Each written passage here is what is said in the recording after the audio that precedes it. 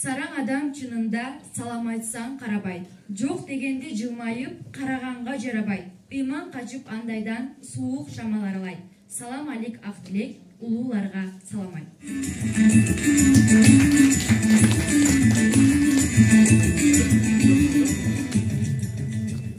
Кылымдар бою ат өчпөгөн, канкей өткөн дүйнөдөн. Хандын кызы болса да саламдашып сүйлөгөн демекчи. Саламатсыздарбы номер 2 мектеп гимназиясынын мугалимдери жана окуучулары.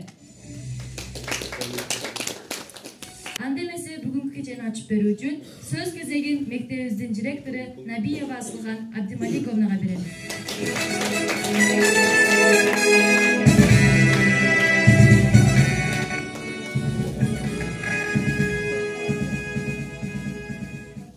Урматтуу мугалимдер, окуучулар, бүгүнкү иш-чараны уюштуруучулар, бүгүнкү социалдык адилет күнү менен куттуктаймын. Иш-чараны жакшы өткөрүңүздөр.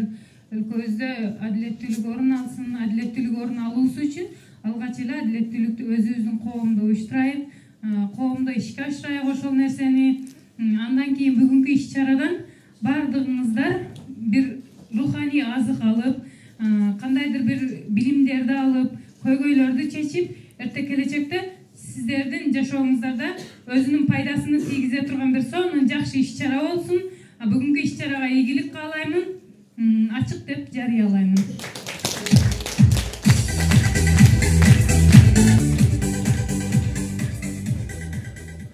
Келиңиздер анда эмесе бул күн тууралуу толугураак маалымат билип алуу үчүн кезекти докладка берели.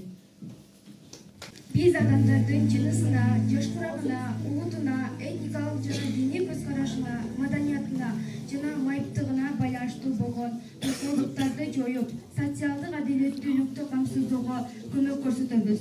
Бириккен Улуттар Уюмунун 8-кен катчысы Пан Ги Мун бүткүл дүйнөлүк социалдык адилеттүүлүк күнү 2009-жылдан баштап жыл сайын белгиленип келет.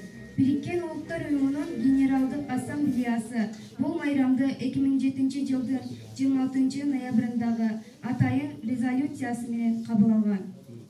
Бул багытта иш жүргүзгөн негизги документтердин бири максаты социалдык глобализация болгон социалдык адилеттүүлүк жөнүндө декларация. Социалдык адилеттүүлүктү талап кылуунун эки булагы бар. Бири инфантилдик. Өзүмдүн жашап жаткандыгым үчүн эле башкаларда бар нерселерди мен да каалайм. Бирок ордуна башка бир нерсе берүү керек деген ойлонбойм.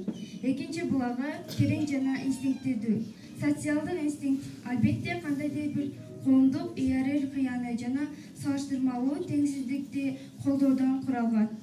Бирок алар түшүнүктүү жана белгилүү ченден чыкпагандай болуусу шарт. Бириккен Улуттар Уюмуна мүчө мамлекеттер 20 февралды социалдык адилеттүүлүктү бекемдеп, жыл сайын белгилүү бир темага арналган улуттук деңгээлдеги иш-чараларды өткөрүүгө багыштайт.